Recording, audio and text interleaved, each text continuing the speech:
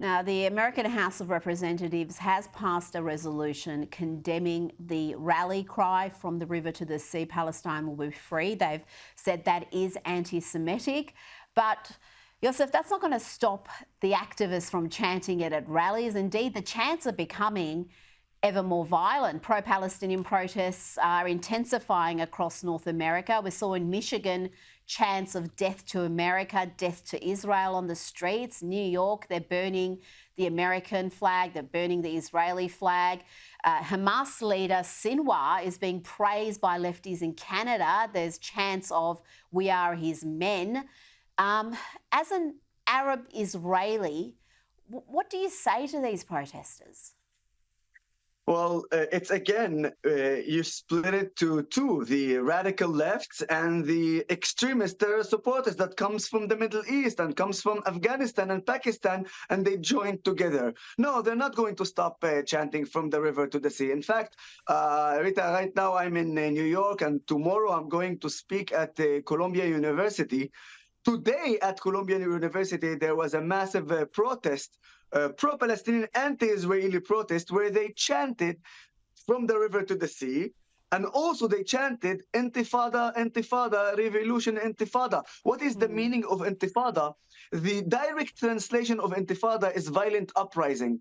But let me explain on the ground what is meaning intifada. The meaning of intifada is the death of more Israelis, both Arabs and Jews, and also the death of more Palestinians, because that's what intifada is. Now, why a white Australian or white European or white American, all those immigrants who live in a democracy, care about the Palestinians or the Israelis? They will chant this, and after 2 hours, they will go to the pub, drink their beer, enjoy their freedom, and enjoy their democracy, while the Gazans in Palestine are suffering from the terrorist organization Hamas, while the Jews and the Arabs in Israel are suffering from Hamas, from the terrorist organization Hamas, and also from Iran, the head of the snake that we need to cut. So for them, they're going to keep chanting that, but the sufferer is us.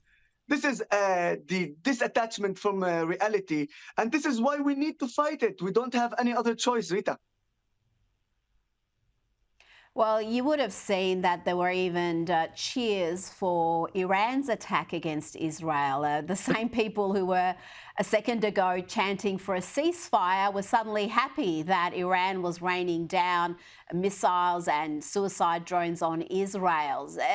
Do you get the feeling it's not actually peace that some of these activists are advocating for? Oh, look, it's obvious that those activists, I don't even call them activists. They have a very obvious name. They are terror supporters. Some of them are actually terrorists. I started saying, if Israel fails, then the West is next. Actually, the West is now, and further than that, in Australia, we see just a couple of days ago attack on a pastor who was stabbed in the face. These things that we're seeing more and more in the West, we're seeing more and more in democracies around the world, those terror supporters will not stop. Now, here is the biggest problem. I'm seeing something very, very troubling me, and the governments, and we talked about the fact that they passed a resolution to adopt the fact that they need to stop the chant from the river to the sea. They're not going to stop doing it because no one is enforcing the law. And the more they're not doing it, they think that by not enforcing the law, it will maybe calm them down. Let me be very clear. They are coming with the mentality of the Middle East. What does that mean? Very simple.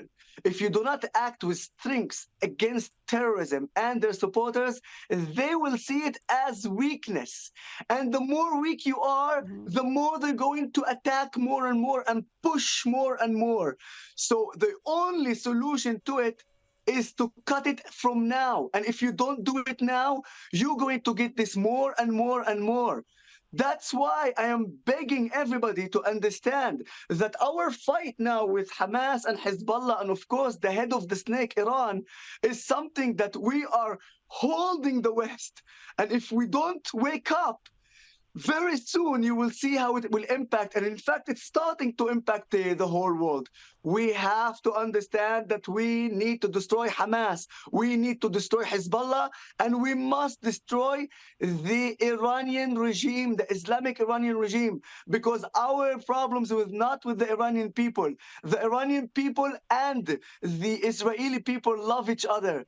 It is the regime we have a problem with. Yes, right. Yoseph Haddad, you're right there. Thank you so much for your time this evening. Thank you for having me, Rita.